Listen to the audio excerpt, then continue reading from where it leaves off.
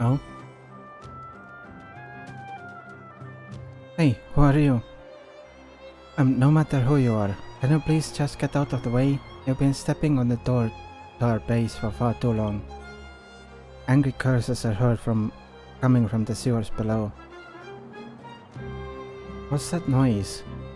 What noise? It's me, Mitchell. Speaking to you right now. Yes, right below you. Hi, Mitchell. Ah, so you do have manners. I like that. So, girl, can you please move your feet away from our door? As long as you're stepping on our door, the alarm in our base won't stop ringing. Get it? What if I just stay put? What can you do about it? Ah, fine. It's not like I can force you to do anything, but you'd better be prepared to stay put for a long time until I thoroughly run out of patience. Thankfully, I already bought a stack of sun cakes. Let's see who is gonna outlast the other. Extra cheese. Yummy. All that can be heard down the sewers is just munching sounds. Okay.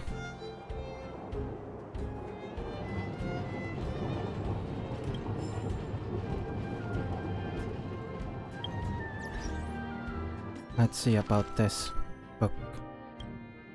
Tale of the Winterlands. It's chapter 2. Frozen City 1. Continuation. Artem was rescued by an unknown man and his daughter, and later woke up in a small medical facility. What he saw was a strange world unlike Belobog. Everything here was made from rainwater, and the residents here lived in harmony with the wind and the snow. Artem was amazed by the wondrous sights built from special materials. As the flow of time continued, Artem found himself lying in a medical facility.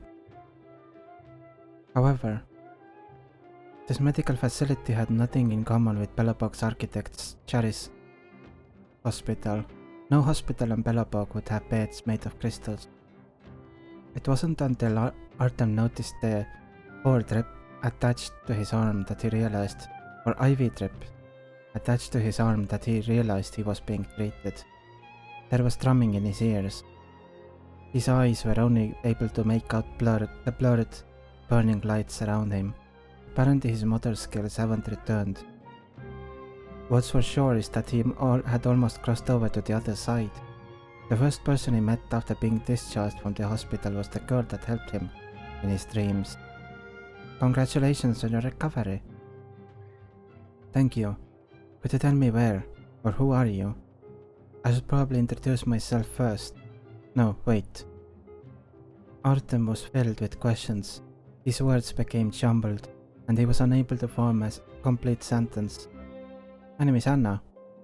I'm Artem. Unlike the first time they met, Anna didn't dye her hair. The light shone through her long flaxen hair with translucent edges. The soft glow made her hair look as if it was delicately lifted. Her long eyelashes and calming eyes matched her thin face perfectly. In the past, Artem tried to avoid observing a woman's facial features for too long. With Anna, however, he couldn't stop until both their faces were flushed with embarrassment. Perhaps it had something to do with his life having been saved, but Artem felt something he had never felt before. Just as Artem had predicted, he was not in Belobog. It was a city that had been built in the blizzard. People called it the Frozen City.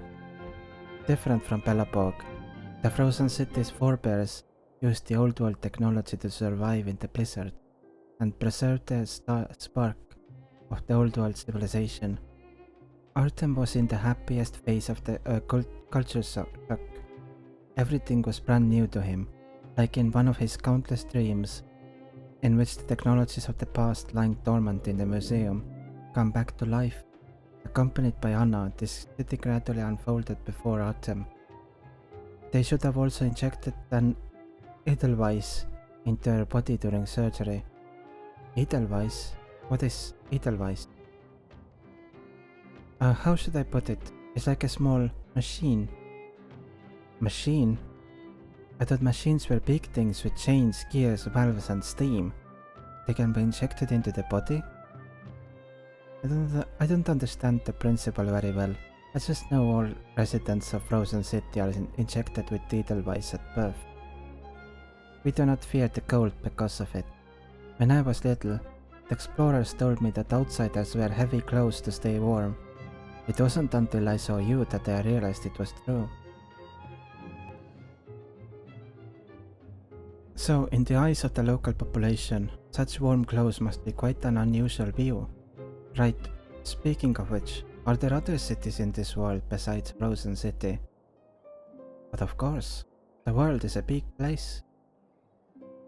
Anna suddenly stopped in her tracks, and Artem followed suit. In the clearing in front of them, a group of uniformed men gathered around a cannon, which was pointed at the sky, as if ready to fire, only waiting for someone to light the fuse. Are they planning to shoot the cannon at the building across from here? Anna couldn't help but laugh at this genuine question. She wasn't used to guiding outsiders. You're not wrong, but they're planning to construct a new building there. Construct a new building? Yes, but since it hasn't taken shape yet, I don't know what it will be. The cannon fired into the sky, and thick clouds began to form above the clearing. Moments later, the water Anna called rain fell from the sky. Rainwater was a rare term that Artem only read about in the museum archives. He had never witnessed it before. It was a common weather condition in the old world. Only snow would fall from the skies in Belobog. It wasn't until this moment that Artem understood that the cold snowflakes at home could fall in such a gentle way. The rainwater didn't disperse as it fell on the open ground. Instead, it quickly solidified into a concrete shape, as if sculpted by invisible hands. As the rain continued to fall, the outline of the building became clearer. The style was much different from those in Belobog. The building tens of meters high was completed before Artem's eyes in a matter of minutes, like a miracle. Anna was no longer surprised by the shock in Artem's eyes. She explained that all buildings in Frozen City were created from the miracle rainwater. If the weather monitor cloud ship detected an incoming blizzard, these buildings would be converted into water on command, then transformed into new buildings as the people of Frozen City migrated to a more hospitable area. Unique blueprints were traded among city residents. Strange buildings rose every day. There was nothing more natural to the locals than that.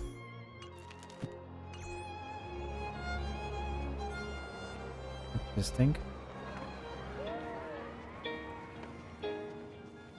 These ball peony blossoms are gorgeous. You wonder which flower is the marquise or marquee, but it doesn't seem to be here. I can go to the florist. And I found like this. 2 more things to read.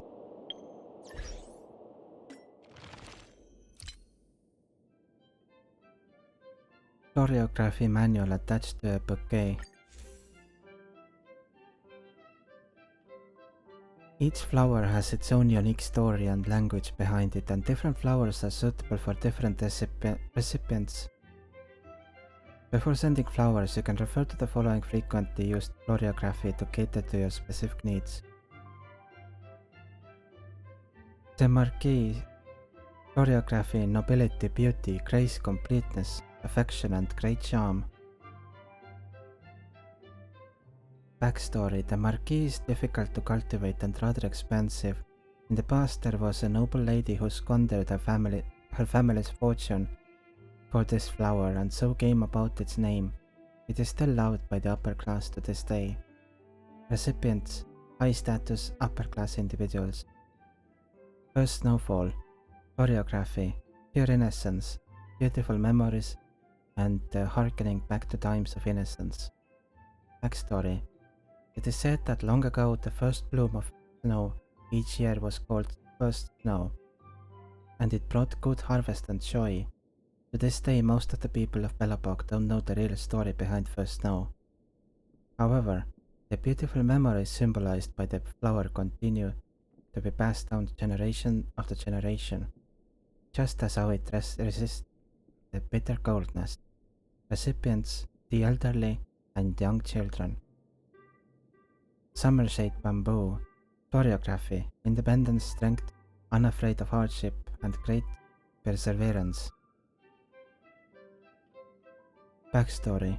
It is not technically a flower, but is still of great ornamental value. It is said that once upon a time, an artist used it as a musical instrument, and because of the sense of warmth invoked by its name, generations of great writers from Belobog have also come to favor it. Recipients, artists, people who like art. Paul Peony. Floriography, patience, the greatest of achievements, a moment of eternity and undying love. Backstory. Paul Peony is a treasure among flowers. It blooms once a year for less than a month. When the flower blooms, its beauty is unparalleled. Deserving enough of its high value, there is an unwritten tradition in Belobog. If lovers propose in front of the flowering Paul Peonies, their love will be everlasting. Recipients, lovers. Solar flower, Floriography, warmth, unity, optimism, and yearning for a bright future. Backstory. Even when it is a dim environment, it will grow toward the direction of the sun. Said to be Alisa Aran's favorite flower, it has inspired countless people with its sunny traits and has always been considered a symbol of Belobog's warmth. Recipients. Suitable for most people, the first choice for official and business occasions. Rainbow. Choreography, simple beauty and living in the moment. Backstory. It is said that before the eternal freeze, it was just an ordinary curbside flower. At present it is still very common, but very few dislike its gorgeous colors. Recipients cheap and suitable for everyone. Now Tale of Winterlands. I unlocked Chapter 6, Lava Kingdom 2. Continuation. Artem and his friends arrived in the Lava Kingdom on the back of a molten insect. They were greeted with great warmth. After hearing the kind speech of the president of the Lava Kingdom Canon Development Committee, Barbicane, they realized that their arduous journey was nearing its end, but Anna wanted to quit and wished Artem could stay as well. Talmir was confused, but he didn't dare ask any questions. There was a delicate feeling in the air between Artem and Anna by the second day of the celebration. Talmir speculated that Artem saw the uplifted feelings of the festival as an opportunity and confessed his love for Anna, but was ultimately turned down. He had always believed the two would end up together, but reality has shown him how naive he was. If he had been launched from the cannons and seen more of the world, maybe he would have seen it coming. I brought you guys to the launching grounds here today to show you our pride, the volcano cannon.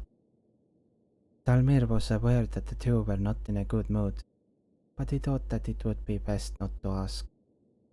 As I've said before, the energy of the volcano is the energy of the planet itself. The core of the planet is always pushing towards the opposite direction of gravity, and sitting at the center of this planet. This enormous outward compression force shoots out the lava and other gases from beneath the ground. This is the power of the volcano. Artem and Anna looked upon the distant lava in the main volcano through the thick glass. Its characteristics were similar to ocean waves, rising and falling. On the other hand, it was like boiling water, with gases constantly pushing out of the magma. and forming bubbles that soon bursted. The scorching temperature heated the air unevenly and caused heat phases to appear. Anyone could see that such an unstable burning and bright liquid could not be suppressed for much longer. Without realizing it, Artem was sweating all over. Instability, unpredictability, and too much power were all reasons that humans in the past would not harness this energy. However, our ancestors changed their mind during the Ice Age. Don't try to control it, set it free. You're right, Artem. We should just set this immense energy free, they said in unison, like one big fart. The two of them laughed. Talmir had told many cheesy jokes like this during their journey. It wasn't until they were staring at the ready-to-erupt volcano that the foolish explanations came to life. It was unbelievable that they were there standing so close to such outlandish descriptions. Artem feels like he's still in a dream. Anna laughed lightly as she walked behind them.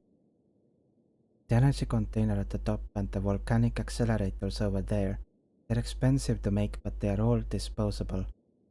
Talmir suddenly stopped. He wasn't pleased with that expression.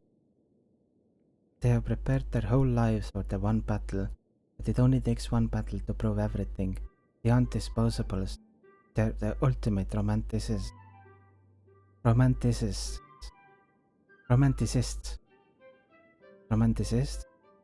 Artem felt as if something was stirring inside his chest like restless magma.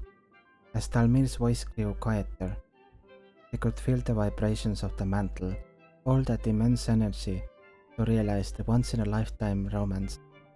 Look over here. This is the cannonball we'll be riding in. It was a spherical cockpit, about 7 meters in diameter, with wide windows in front. There were countless precise instruments, levers and buttons inside. On the outside there were a pair of thin wings that could open out. It didn't look like anything from the Lava Kingdom. Could it be? That's right. It was a cannonball created by the people from the old world. This is the only one in the whole world. The outside was covered with material that can withstand temperatures up to 5000 degrees Celsius. Telemetry, communications, energy, temperature control, and other precision equipment lined the walls of the interior. Artem had unearthed many old world relics to know immediately that this was the pinnacle of old world technology. Something that could take people to outer space for real.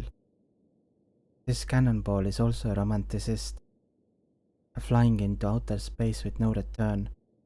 It will complete its mission during this journey, then float through the universe as a permanent fixture.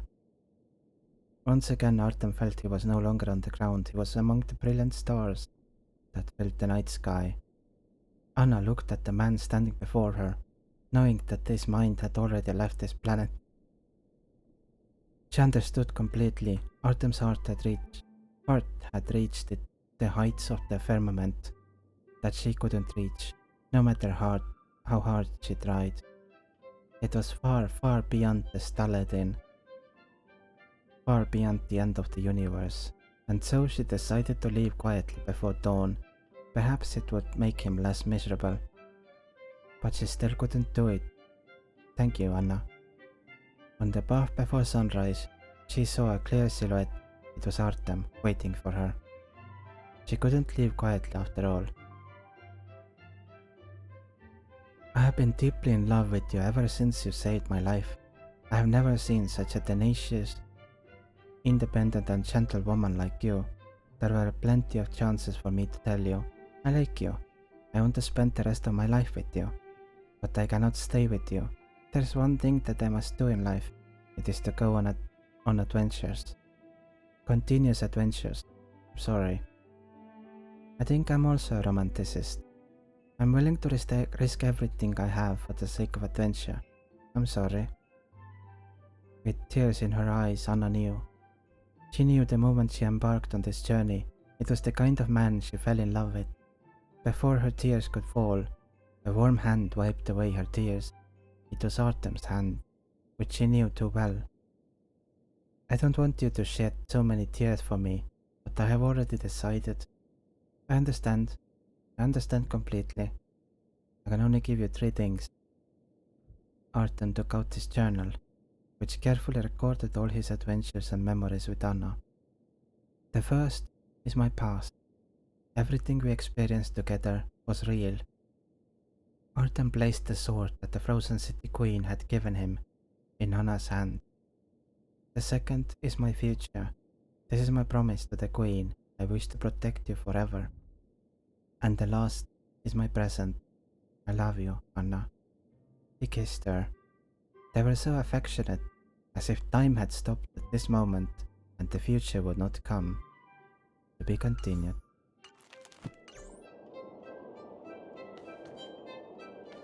Okay. Artem Dalmir, one is Frost, the other Flame. They are both carefree and exploring the unknown world. They suffer many ups and downs, yet they are still by each other's side. Oh, Artem, such a gentleman. Hello? Oh, sorry, I got lost in thought. Welcome. What can the florist Vaska do for you? What about these? These flowers came in a variety of colors and prices, but really they are all priceless. For example, this one named Sunshine is lovely. Its red and yellow colors make it look like the sun. Just looking at it makes you feel warm inside. It's a great choice for a gift or even to keep for yourself. What do you think? Or do you want to know more about other kinds of flowers? The Marquis? The Marquis is our most expensive flower. There's a grand story behind its name. Rumor has it that a noble woman spent her entire family's fortune on one of these. Oh, this is the same as the book. To this day it is beloved by high society. The flower has 8 petals with white spots at each tip, just like snowflakes. A long time ago the first snow of the year was called First Snow, symbolizing harvest and joy. That's the first snow. Summer-shade bamboo. It would be more appropriate to call it a plant rather than a flower. It is said that long ago artists would use its long stalk with holes on it to create musical instruments. Probably. Other ones, please. The sunshine? It's a sunshine. A red and yellow flower that looks like the sun. Looks like the sun. Very lovely. Just looking at it makes you feel warm inside. Ball peony? It's a very expensive flower. It blooms only once a year for 1 month. But honestly, the price is completely worth that 1 month of bloom. Rainbow? Oh, this is our best-selling flower. It's colorful and gorgeous and is offered at a great price. The one you just mentioned. Thank you. I learned a lot today. New music. Warm sun. Nice. Welcome to Eversummer.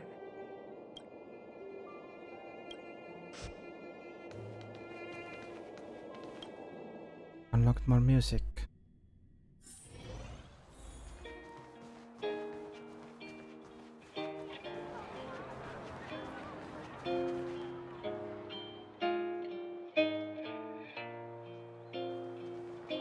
Another trash can. Signboard. You see on the menu fire chilling ice cream, legendary taste of the summer, 1 shield each, warning forbidden for those with chilly allergies. Fire chilling ice cream sounds like a mythical creature Dan Han once described. Oh, so shield is currency over here, it seems. An overwhelmingly fishy smell emanates from the trash can as you remove the lid. Instead of fish you find only a fish-related flyer. Is this how synthesia works? Oh, another readable. Snapper Jam Appetizer. This is an advertisement flyer from a diner that closed down. The legend of Snapper Jam Appetizer. The eternal freeze was imminent and Bellapog had not yet been formally established. Under the command of the first Supreme Guardian, Alisa Rand, workers were summoned from across the country formed the largest insulation project ever in history. This enormous layer of insulation would prepare Belobog for the endless blizzard. At that time, a young worker by the name of Nicholas was good at cooking. Not only had he mastered all kinds of traditional dishes, but also had developed many new ones. Every weekend, workers would bring over food to his home, so that he could prepare a big meal for everyone. Every worker would leave his home satisfied, with a full stomach. However, it wasn't long until they wanted to taste this delicious food during their work days. Is there any way to eat a delicious meal on a gold construction site? Food would quickly turn gold and hard due to the weather conditions on a construction site. It didn't taste as good as dishes fresh out of the pot. The heating technology at the time also wasn't as developed. The smart Nicholas believed this to be a major problem, one that almost all workers would encounter. Solving it meant that he could help everyone, thus he pondered, is there any food that can endure the bitter cold? Nicholas spent countless hours trying the different dishes at home. He tried various combinations, but none of the results satisfied him. One day he was mentally exhausted and hadn't realized the fried fish was already cold. On top of that, he accidentally knocked the fried fish into the pot, cooking it together with the red sunset jam. By the time he realized it was already too late, he put the dish aside, ready to throw it out the next day. However, when he woke up the next day, he decided to give it a taste. To his surprise, it was delicious.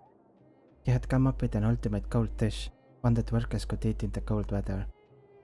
Thanks to Nicholas's promotion, Belobog workers can enjoy a delicious lunch, motivating them to work harder. The news spread to Supreme Guardian Alisa Rand, who tasted his unique dish and praised his innovation. She named the dish Snapper Jam Appetizer. Afterwards, Nicholas made further improvements to the dish. It is now the most famous dish for Belobog gatherings. There are many scribbles on the page. What nonsense and fabrications! A novel? The Supreme Guardian's secret visit. It was around 100 AF when they cultivated this red sunset fruit for jam that could withstand the cold. So that's more useless knowledge. Nice.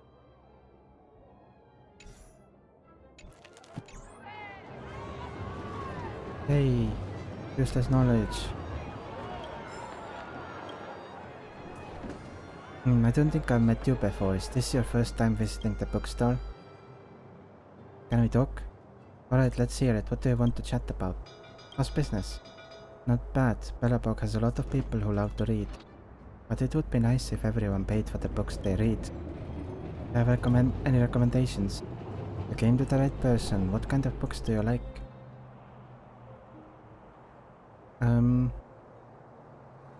Fantasy. Fantasy? You'll love this one. It's about a traveler from a different world who is on a journey to find their family. Very popular among young people. I loved it. Feel free to look around. I'll be here reading.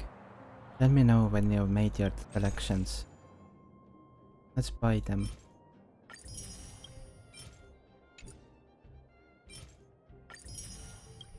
I think I won't be reading anymore at the moment.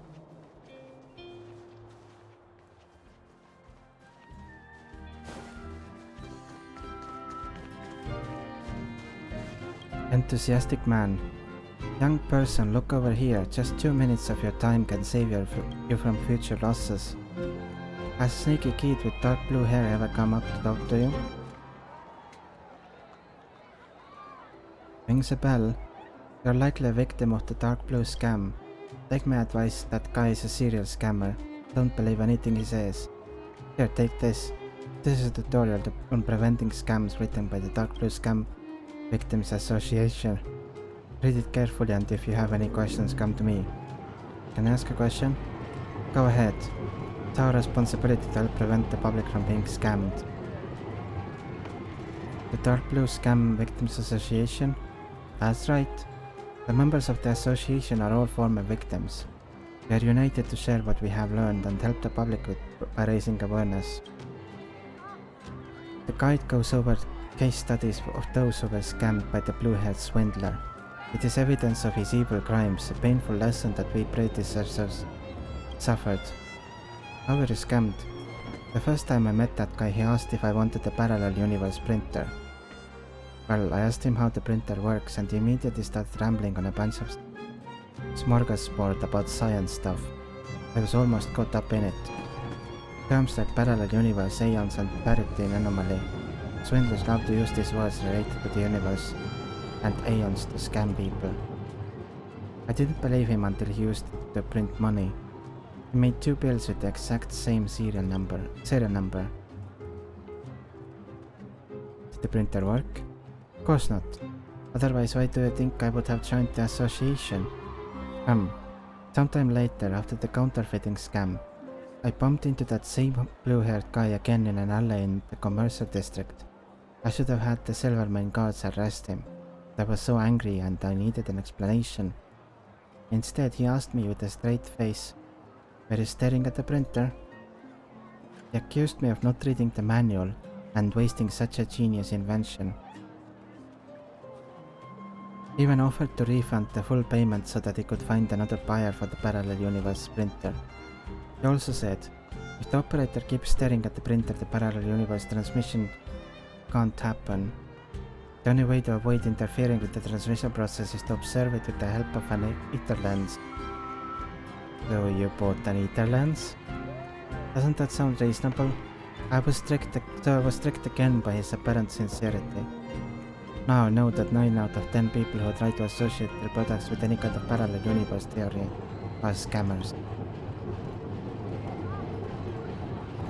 Parallel universes actually exist. Oh, are you kidding me? You really expect me to believe that? Or are you working with the blue-haired guy? Get out. Don't leave. I'll have Silvermane guards come and arrest you. That's all.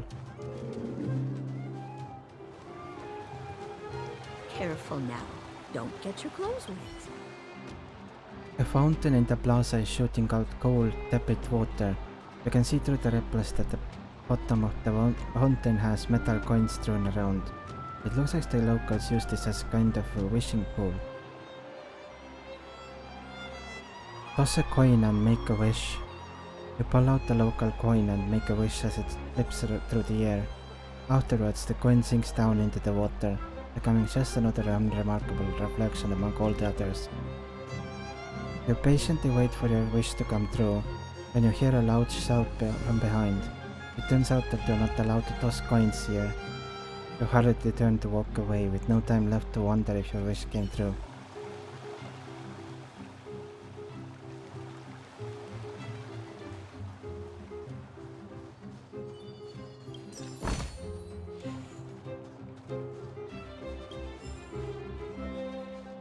Lecturer Dominic. Children of the Everwinter City, proud citizens of preservation, hold your heads up high. Grind not against the mundane vulgarities of your everyday lives. Always remember, deep in your hearts, the teachings of the architects and the Supreme Guardian. He seems rather involved. Would you like to hear him finish his preaching? Normal it is for you to have doubts in your hearts, because you look around yourselves and you can't see preservation anywhere. You cast your eyes hither and thither, and nary do you see any evidence of the very existence of preservation. And yet comes this very day, I shall resolve your doubts, and let you feel the true grace of preservation. Let you marvel at the almighty will of the architects. Keep listening. Preservation is the embodiment of Kliboth, and is with us all the time. It's the secret force that imperceptibly shapes our personalities, impacting all the important decisions that we make during our lives. The reason why I struggle so to find it is because preservation's grace is integrated with the world we know, diffused throughout the air we breathe, refracted through the light we see. It has gently embraced us in its bosom since at the very dawn of our existence. The admonishments of the Supreme Guardian remind us to never take preservation's grace for granted. We must inherit the spirit of our architect ancestors to persevere and survive in this world of ours. and to bravely defy any calamities we face. The fragmentum and the eternal freeze, these are just bumps in the road on the path to carrying out the will of preservation. Oh brothers and sisters, stand together with 9 architects and our supreme guardian, follow in her footsteps, for victory is our destiny. Listen to what the crowd is saying. Hear that? What an impassioned speech. Praise the architects, as his words have reinvigorated my lust for life. Is it really as great as you say? You ask me, these architects just say the same empty rhetoric day in and day out. And if you got the time for all this bluster, you've got time to help improve everyone's living conditions around here. Preservation, oh praise. I've been off for a big walk and come back, it's still going. Kids these days, they never shut up.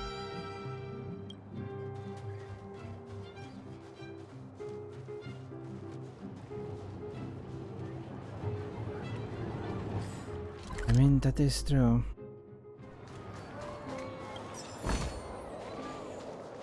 There is another trash can here. You may have noticed that yes, there are an unbelievable number of trash cans in this city. Somebody did once propose to reduce the overall number or to initiate some kind of garbage tax policy. But it only increased the amount of garbage on the street. Now people in this city have come to the consensus that trash cans are Bellapoc's other business card.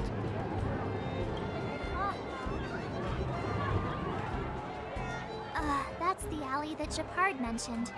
The one contaminated by the fragmentum, right? I can't believe how close it is to the city center. They hadn't identified it. I bet all the shops and hotels in the vicinity would have had to close down by now. Move back! This is your final warning. But my proof of property is inside. I don't have any. The fragmentum has already corroded this block. You can make a property retrieval request to the architects, but only Silvermane guards are permitted to enter here. I can't believe fragmentum corrosion has spread into the city. No wonder there are so many soldiers stationed there.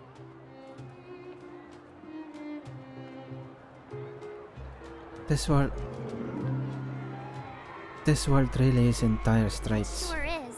But at least we're here. Once we seal the Stellaron, they can get back to the good life. Please try to understand, sir. Backwater Pass has become very dangerous. We're just here for your safety. If I can't get my proof of property, it doesn't matter how safe I am. Out of my way! Let me pass!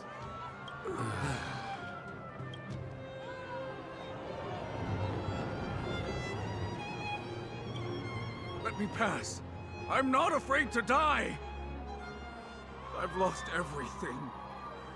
Everything.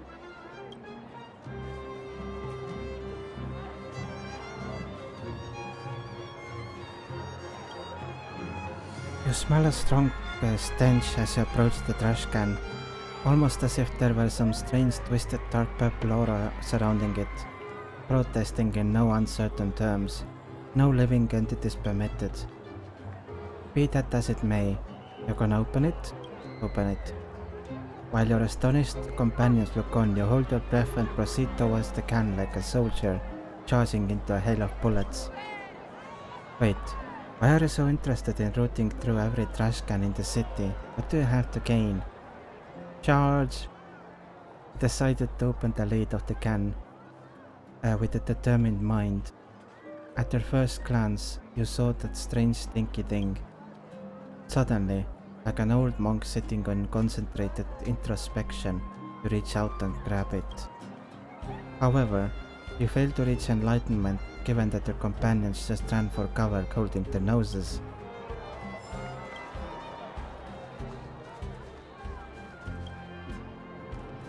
A pretty postcard is lying in the trash can and it reads, "Friend, you have crossed the line. This isn't something you should have touched. Signed, Garbage King." There is a coin glued to the back of the postcard. Seems like this king understands that you need to tip someone if you want them to pass on a message. Seems like you have got yourself a real competitor when it comes to rooting through trash cans. Why would he call himself Garbage King? Isn't he embarrassed? Oh. Okay. Blockade. Wait, is that definitely a person? Don't tell me it's a statue. What? Where? Can't see it.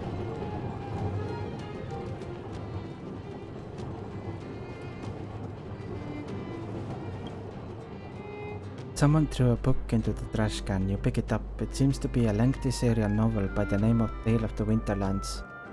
You seem to have the incomplete 4th volume in your hands.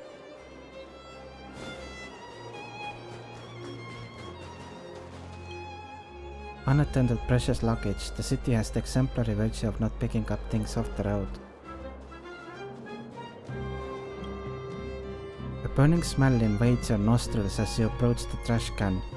This trash can looks like it was set on fire. The entire trash can is deformed, with a layer of dark scorched ash-like substance coating the bottom. In the light you see the particles floating softly, almost dancing.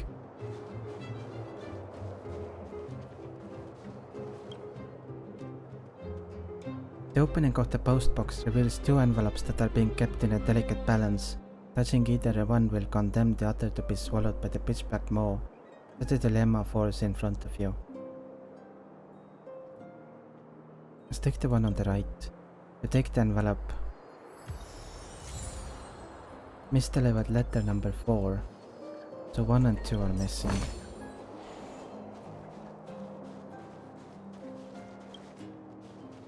The luggage is waiting for its owner. Maybe shortly after, a detective will open it to discover essential clues and save the entire city. Well, that's a whole new story. That was a reference. Amo, the novelist. What's so special about the trash can? Nothing. It is plain and lacks character, just like me. Oh, I am good for nothing. I'm destined to end up in a trash can.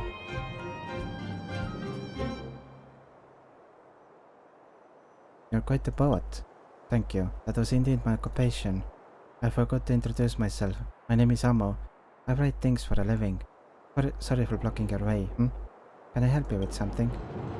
So you're a writer? Oh, I'm afraid I don't deserve the title. I produce less than mediocre writings in great quantity for others. A ghostwriter, as they say. I doubt if I am qualified to write at all, even for the rubbish I produce. Let's talk about your works. What do you write then? I wrote some horror novels, the quality of which can be described in the name of the genre according to some critics. Some say those novels should never have been written in the first place, but the disaster fiction I did. Same critiques also apply. Tell me about ghostwriting. Have you heard of the Tale of the Winterlands, the fiction that was recently banned? The publisher was actually quite happy with the quality and wanted the author to make some edits on the original so that they can publish it again. But they did not expect the author to simply vanish into thin air. The editors had to contact me instead, asking if I can help with the project. Tale of the Winterlands is just some cheap folklore compiled together. I can give you 100,000 to 200,000 words with ease. Piece of carrot cake to me. That was my response when I took the job. You know how hard it is to finally get something going? I was just trying to impress them but ended up getting way ahead of myself. One of the editors had sent me a copy to let me get the feel of it. It wasn't until I started reading that I realized the book was going to be a classic. I had to admit, I couldn't even remotely produce the author's creativity and style. The editor has made several attempts to contact me since then, but I managed to avoid her each time because I just couldn't deliver.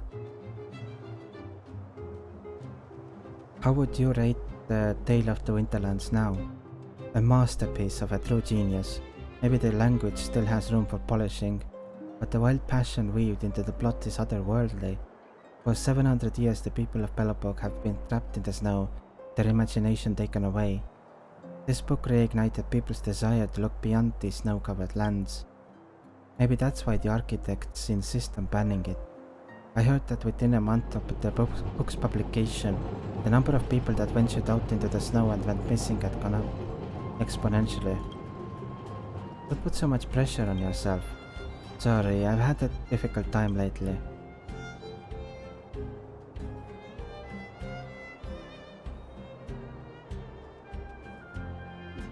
Don't give up just yet. Pull yourself up by your bootstraps. Easier said than done. A tracing paper envelope, black with silver lettering. I found it next to a mailbox that speculated that this flyer coupon was a love letter sent to the wrong address. But this is a trash can. It reads, "Today is Guardian Alyssa's birthday. The recipient of this letter must forward it to 3 other people within a day, or bad luck will follow them for a whole year." You wonder what happened to the person who threw it away.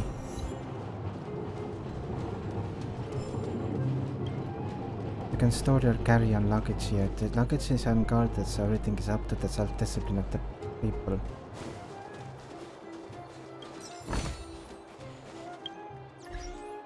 And I got more achievements.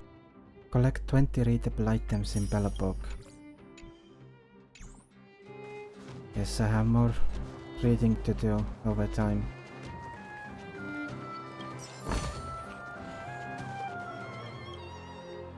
Two trash cans. One stands glamorously shining, the other lies unceremoniously rusting.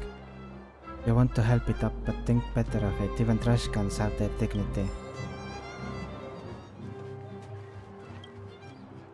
This mailbox looks like it's seen better days. You think you saw someone post a sausage between 2 bits of bread here. Come to think of it, maybe they were using it as a trash can. 2 trash cans, one for recycling dry garbage, one for recycling wet garbage. Where would you throw Pom-Pom's fur? Dry. Correct, Pom-Pom's fur doesn't easily degrade and isn't toxic, so it belongs in the dry garbage. That was the same, pretty much the same thing that I had earlier. There's nothing special about the mailbox, but it feels like something's wrong. You look at it carefully and see a white letter hidden in its shadow. Take it away quietly. Take the envelope. The envelope reads, "To Carl Ayer, room PO3, building 35, 6th Street, Administrative District." Open the letter, which reads, "Dear Mr. Carl Ayer, your work documents for this month are with me. Don't worry, they are quite safe. If you want them returned to you in the same condition, hide 100 shield within the shaft of the fishing rod, inside the chest locked by your wife on top of your wardrobe. At 3 PM this Saturday, leave your home with the fishing rod and I will contact you again. Feel free to tell your wife about this. Refrain from raising the alarm, unless you want your achievements for the month to become confetti. I'm not sure your boss or wife would like that to happen." Mr. Robert letter 2. So now I just need one more of these, maybe.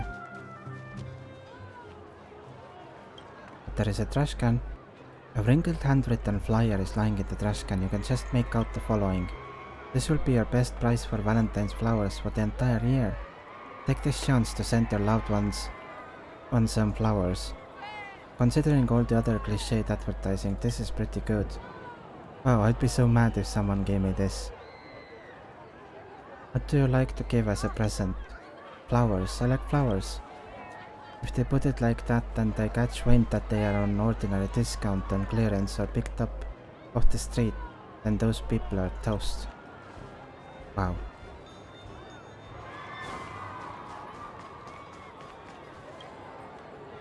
A pretty postcard lies among the garbage. It reads, "Stay your hand. Only the following persons are permitted to go through Bellabog's trash cans. Total of Garbage King and myself." It continues, "And the 45 members of the cleaning squad." There's nothing written on the back. You're confused. When trash cans are serious business in this city. I guess so. Oh, vending machine.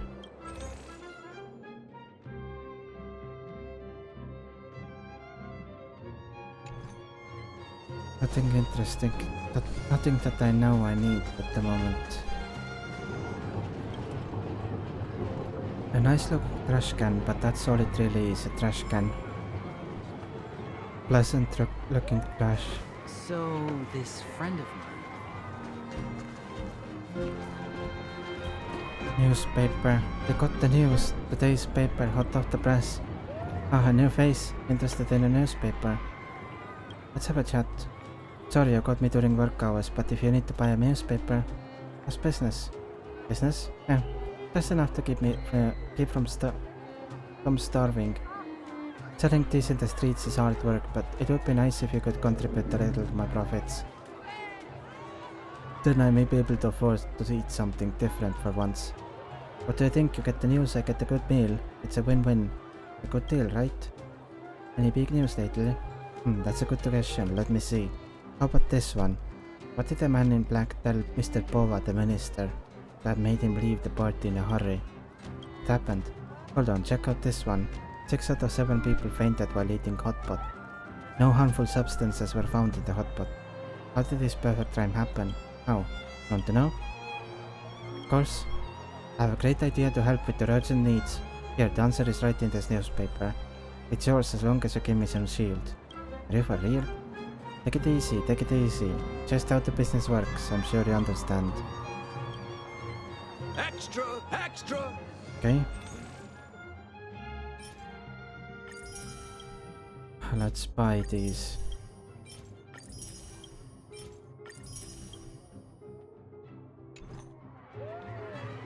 Nice. More story.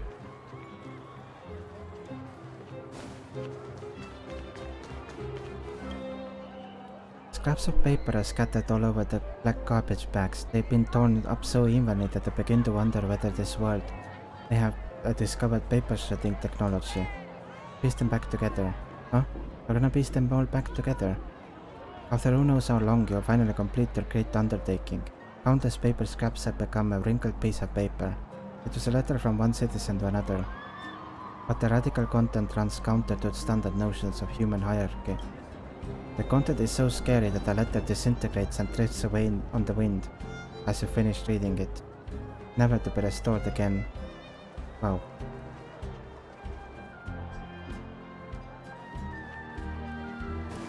Sounds tough.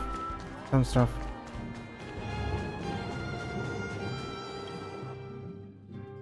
That's the only place I haven't looked yet. Never mind, doesn't seem to be here. Unless I can go here. I can.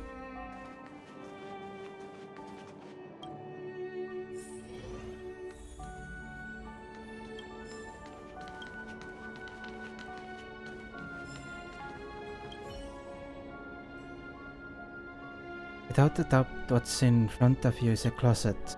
It is based on all the signals coming in from your sensory organs. A perfect closet. Design, capacity, tactility, build quality and scent.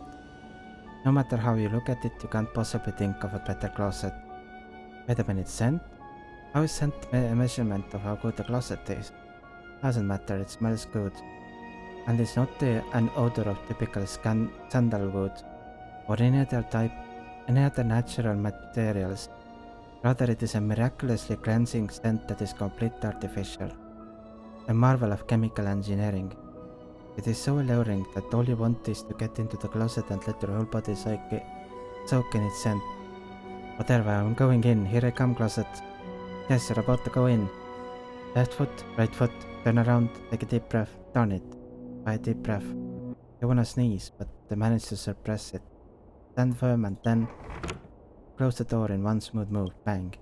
Congratulations, you have now been merged with the universe's most perfect closet as one single entity.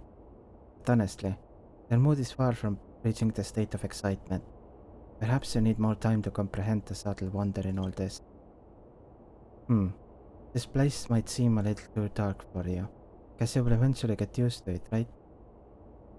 Dark Knight gifted me a set of dark eyes. Ah, that's the spirit. Give it more time, adapt to this dark environment. Trust yourself. Just wait a little longer. Something more interesting than this pitch darkness will occur. It's guaranteed to be the real deal. Wait, did you hear that? The sound is closing in. Click, click. It's just someone walking in the corridor. You've got to change your nihilistic views on life, pal. No, that's not the sound of human footsteps, that's the Goethe Hotel's devil. Yes, now you finally get it. That's the Goethe Hotel's resident devil. It hibernates in dirty, unattended small attics, specifically feeding on innocent and vulnerable outsiders. It picked the wrong opponent to mess with this time. After all, you're the universally renowned trailblazer, the guardian deity of the Hertha space station, the doomsday beast, Doom. Yep. Today is the day you burst evil for the greater good. It doesn't seem to be that dark in the closet. The light of valor illuminates your surroundings. Wow. Room service, is anyone in there? Ah, there it is. All hotel devils love to disguise themselves as room service. Such a cliché. You won't be easily fooled by it. Your mind is stronger than those city walls built by Kleber. You're prepared. I'm gonna come in now, okay? Now, devil, meet your judgment. Bang, the closet's door slams open. Ah, what the heck? You won. The Goethe Hotel's devil is now banished and this land is now purified. That devil seems to have left something behind. Take it as a reward for intrepidity. Praise of high morals. In this grand universe, moral standards are materialized into physical form. Thumbs up approval sound a rare sight to behold. What matters is that you are recognized. What in the world happened here? What was that? Someone took the time to write this. That was cool. Hotel manager. Hello, welcome to the Goethe Hotel. Are you staying with us? Or would you like to try our special afternoon tea? I'd like to try your afternoon tea. Oh, it's on the sides of the lobby. Find yourself a sofa and take a seat. I'll arrange it. This is where I grew up. I wouldn't say that I know all about the administrative district, but I do know the history and goings on around these parts fairly well. Just let me know if you're interested. Don't ask. Sure, answering questions is a way to show your hospitality. About old Goethe and Goethe Hotel. Oh, that's what you're interested in. Goethe is my family name and Goethe Hotel is my family business. Well, it all began a long time ago. The Goethe family used to be prosperous. My ancestors invested in many industries. Unfortunately, due to poor economics, our family declined.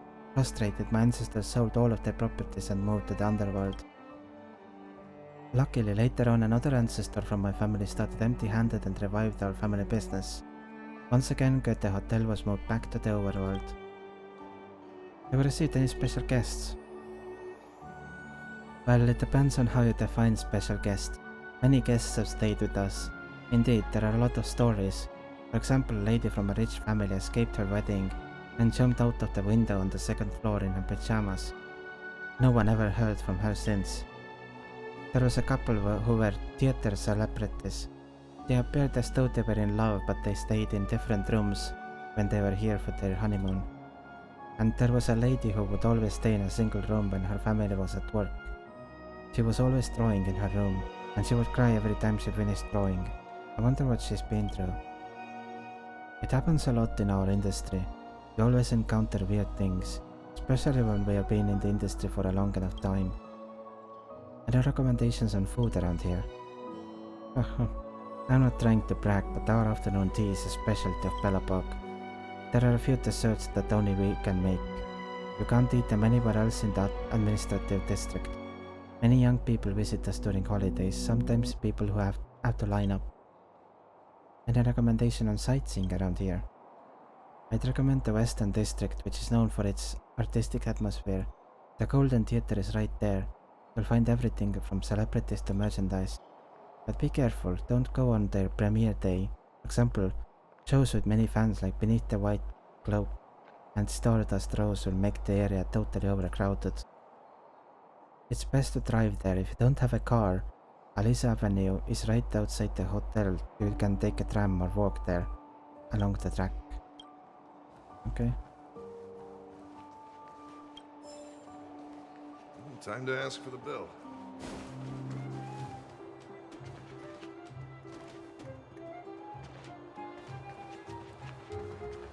Interesting freeze. Stream seems fine. Come around and have a Neverwinter Workshop. Hey, didn't Japard say there'd be a show here? He said you can sometimes catch an outdoor performance. Sometimes being the operative word. Ah, darn. I wanted to see one. Oh, I'd been wondering. You see that heater over there? Why do they keep it outdoors? This city is so weird. Normally you'd want a heater inside a building, right? Is this how they repel the eternal freeze? If so, I'm not sure mighty is the right word for these architects. Tiny heaters are no use against the Stellaron disaster. You guys sure have a lot to say about that broken heater. Oh wow, she's cool. Hi, hello. Hi there. The name's Serval. I'm the owner of this workshop. If you got any broken equipment lying around, you can always come find me, though I can't guarantee I'll be interested in fixing it. Oh, we're okay. I was just curious about the heater. Curious? About the heater? It's just a standard geomarrow radiator. You can find them anywhere in the administrative district.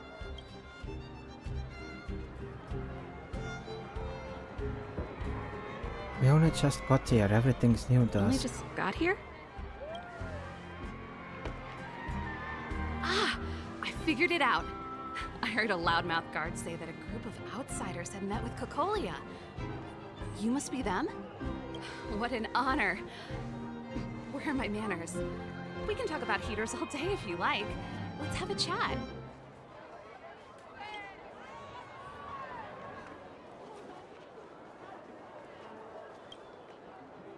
It's a red mailbox. Seems like the mailman just finished with it. It stands on the street all alone.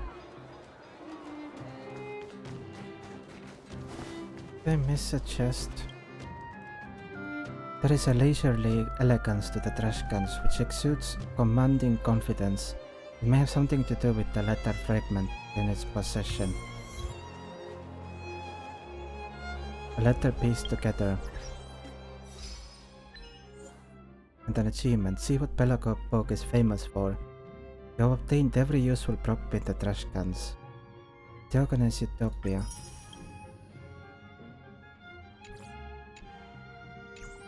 Interesting. So I finished that.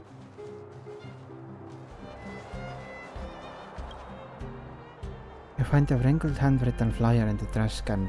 Written at the top in beautiful handwriting you see, the Rightful Rights Society.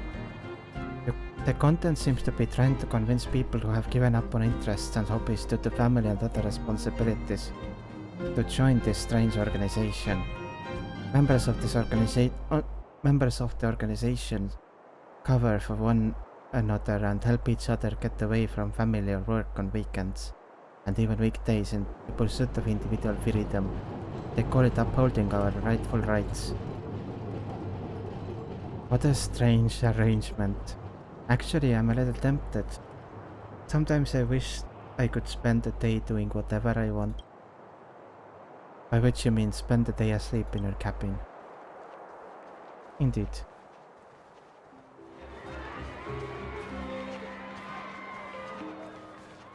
Maybe there is a chest in here.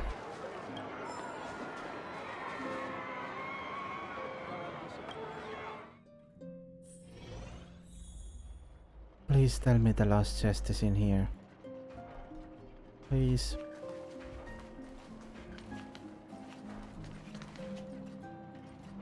It is not. No. Oh, there is a toolbox. Cabinet containing tools. It said that the ability to make and use tools is the main difference between humans and animals.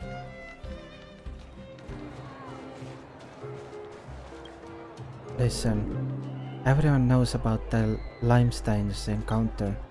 Yep, and the Landaus. Sorry. I also heard that the Goethes. Wow, there's so much going on here. All I can say is knowing too much can be a mistake. What? What are you guys talking about?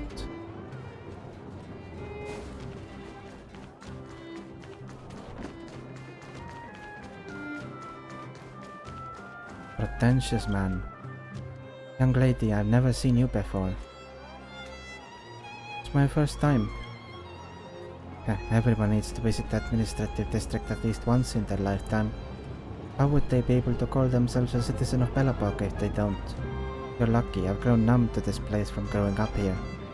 I am Bolos Cambridge Limestein. I am the 25th head of the Limestein family. Pleasure to make acquaintance. I'm Linear. Good. I'd say we're now fairly acquainted. Remember, if you ever need someone in the administrative district to get something done, just come to me. By the way, if you find anything or anyone interesting, let me know too.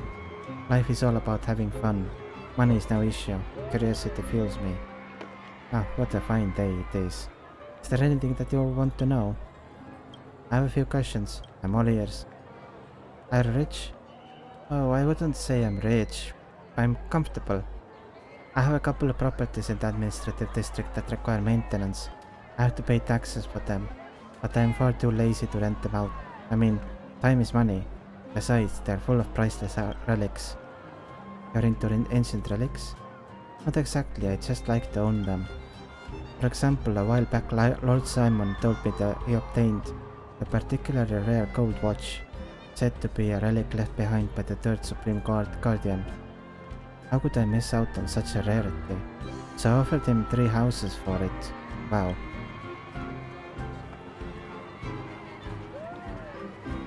That must have been pretty rare.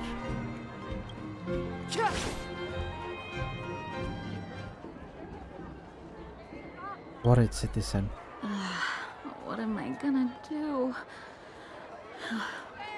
Only the Madam Guardian can help me. Aggressive? Hey, you got a problem? If you want a petition, then start queuing. Don't even think about pushing in. Rude.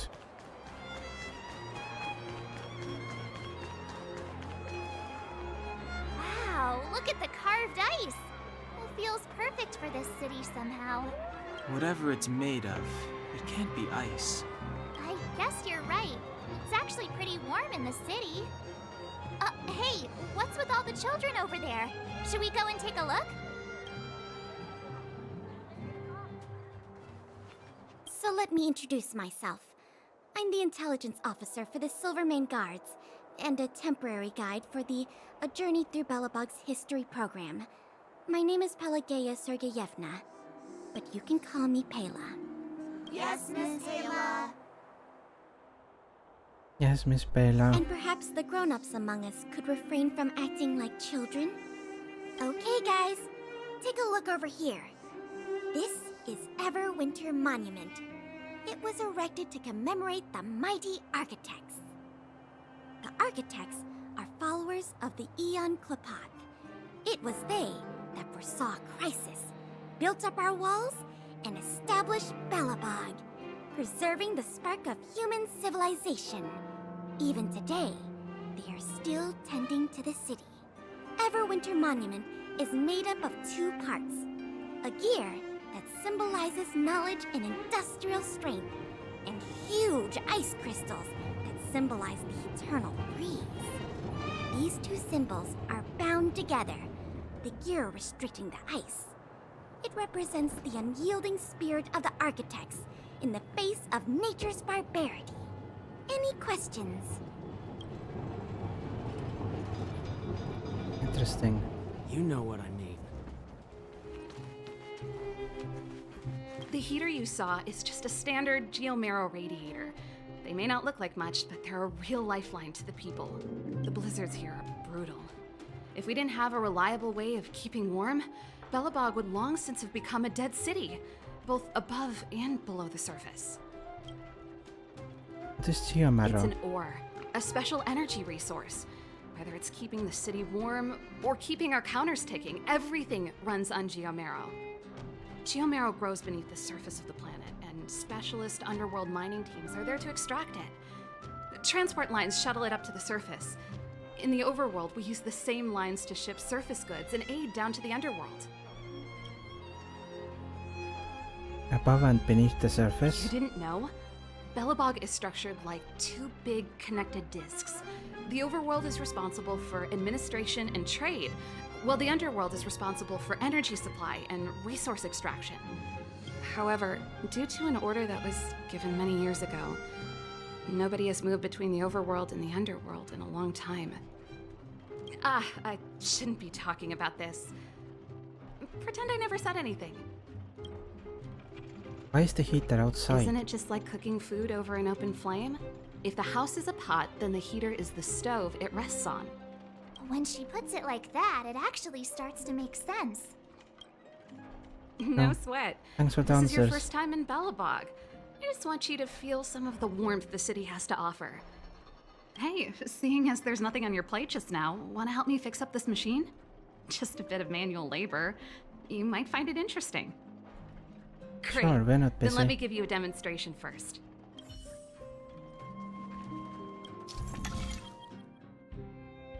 Magnetoreological fluid threshold. This is the source.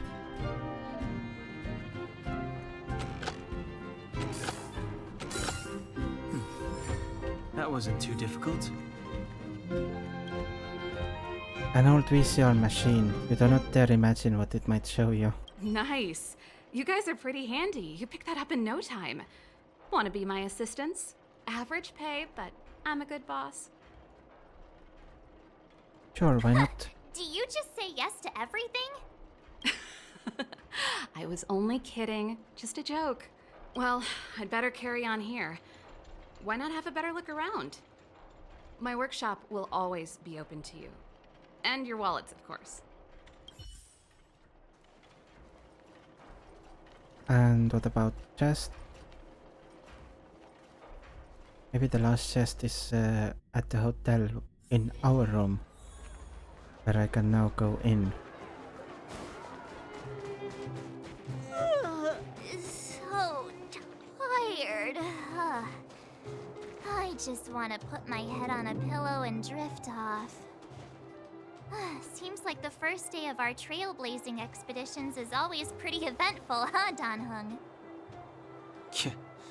It's because you've got too much energy.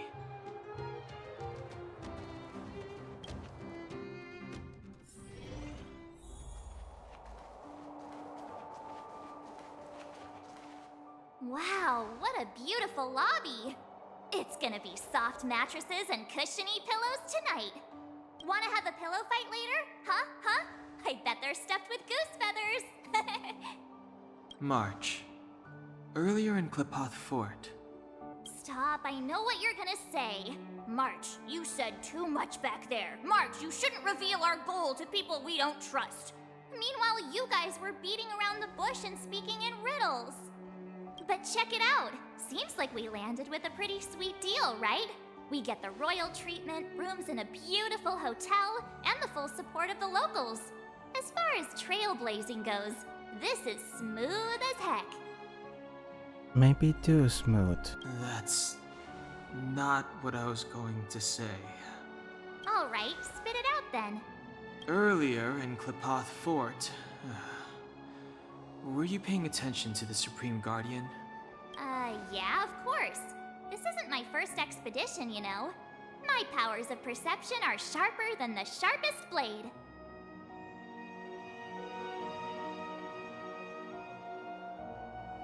So, did you notice anything? Nope, she seemed normal to me. She was kinda harsh at first, but she turned out to be a nice, reasonable lady.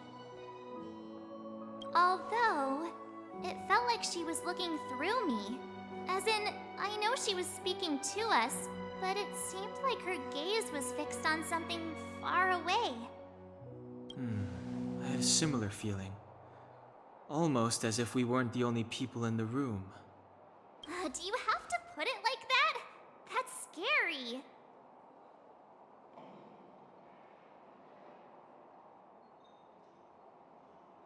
It must have been the Invisible Man. Well, there's no way he'd get past Danhung's sharp eyes. Perhaps I'm too sensitive. She did promise to help us. I just hope she keeps her word. Let's get some rest. We need to save our energy for the discussions tomorrow.